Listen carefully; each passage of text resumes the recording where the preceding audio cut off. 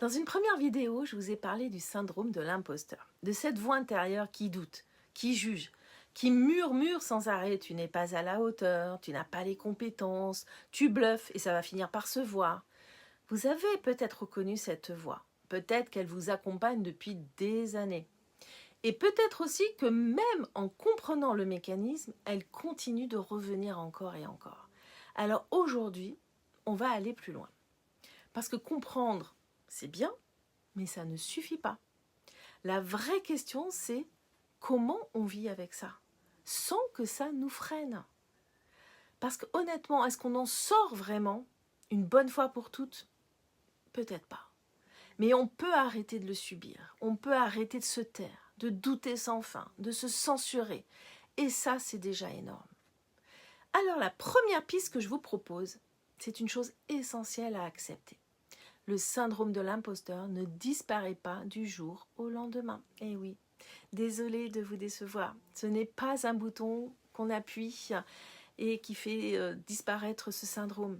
Ce n'est pas une maladie qu'on guérit. C'est un vieux réflexe mental, souvent très bien installé. Et comme tout réflexe, il ne se démonte pas par la force. Il s'observe, il s'apprivoise, il s'affaiblit un peu plus à chaque fois qu'on le reconnaît, sans s'identifier à lui. Vous connaissez cette phrase « ce qu'on accepte cesse de nous dominer ». Elle est profondément vraie ici. Le simple fait de dire « ah tiens, il est là ce doute, je le vois, je ne vais pas le suivre aujourd'hui, je décide de ne pas le suivre », c'est déjà un tournant. Ensuite, la deuxième piste que je vous propose, c'est identifier la croyance à racine. Derrière le syndrome de l'imposteur, il y a une croyance centrale, souvent très ancienne, parfois silencieuse, mais tenace. Je ne suis pas assez compétente, pas assez brillante, pas assez légitime. Alors posez-vous ces questions. À quel moment ai-je commencé à croire ça? Qu'est-ce que je pense devoir prouver pour être aimée, respectée, reconnue? À quoi est-ce que je lie ma valeur? Le résultat? La perfection? L'approbation? Mettre des mots sur cette croyance, c'est commencer à séparer qui je suis de ce que j'ai appris à croire sur moi. La troisième piste que je vous propose, c'est travailler avec son enfant intérieur. C'est très important. Le syndrome de l'imposteur, c'est souvent l'enfant en nous qui continue à avoir peur. Peur d'être rejeté, peur d'être jugé, peur d'être ignoré. Alors on surcompense, on se suradapte, on se cache. Travailler avec cette part de soi, c'est accueillir les blessures anciennes. Pas pour s'y complaire, mais pour offrir à cet enfant ce qu'il n'a pas reçu. La validation, l'écoute, la tendresse et surtout la permission d'exister, même imparfait. Vous n'avez pas à continuer à vous parler comme un coach militaire intérieur. Apprenez à vous parler comme vous parleriez à un enfant que vous aimez, parce que c'est ce que vous êtes au fond. Une personne qui a appris à survivre et qui mérite maintenant de vivre autrement. La quatrième piste, c'est déconstruire les identités figées. Le syndrome de l'imposteur adore les étiquettes. Là où le gentil, là où le fort, la brillante, le brillant, la discrète. Des rôles qu'on nous a collés et qu'on a fini par intégrer comme une vérité. Mais si vous n'étiez pas que ce rôle, si vous aviez le droit d'être multiple, contradictoire, changeant, posez-vous ces questions. Qui suis-je sans ce masque? Quels sont mes vrais besoins, pas ceux que je joue pour les autres? Déconstruire ces rôles, je préfère vous le dire, c'est souvent inconfortable. Mais qu'est-ce que c'est libérateur? La cinquième piste dont j'ai envie de vous parler, c'est revenir à une identité inconditionnelle.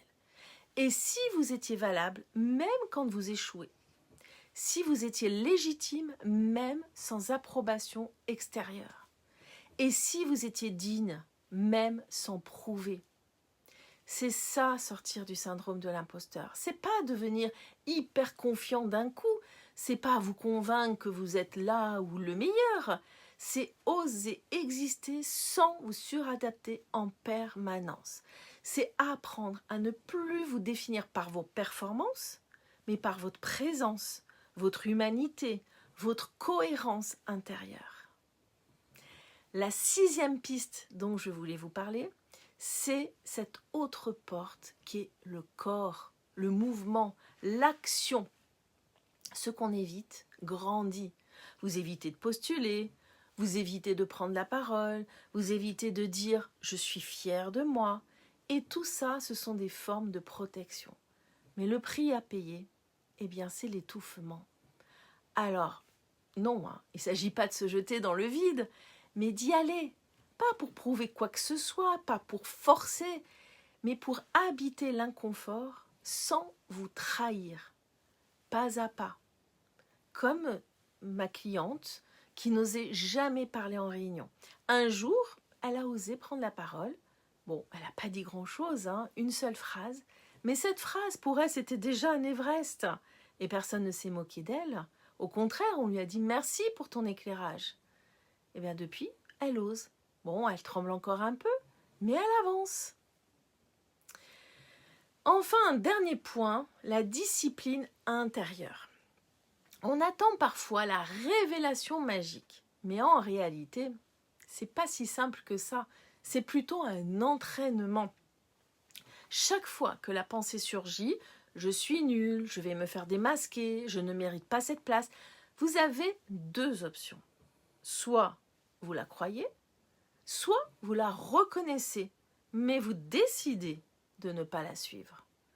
Vous pouvez apprendre à vous parler autrement, revenir aux faits, vous rappeler vos efforts, vos accomplissements, les gens que vous avez aidés, les décisions courageuses que vous avez prises, les problèmes que vous avez résolus. Ben non, c'était pas rien tout ça. Et non, tout le monde ne peut pas faire ça. Je vais finir en vous disant encore quelque chose. Surtout, n'avancez pas seul. Le syndrome de l'imposteur adore le silence. Il se nourrit du repli. Il gonfle dans des têtes trop pleines. Mais dès que vous mettez des mots, que vous partagez, que vous échangez avec des proches ou avec des professionnels, la honte recule. Parce que la honte meurt dans la lumière. Vous n'avez pas à porter ça seul. Et surtout, vous n'avez rien à prouver. Absolument rien. Alors, tout ce travail dont je viens vous parler, il peut se faire seul, mais ça peut prendre du temps. Ça peut être long, très long et parfois épuisant.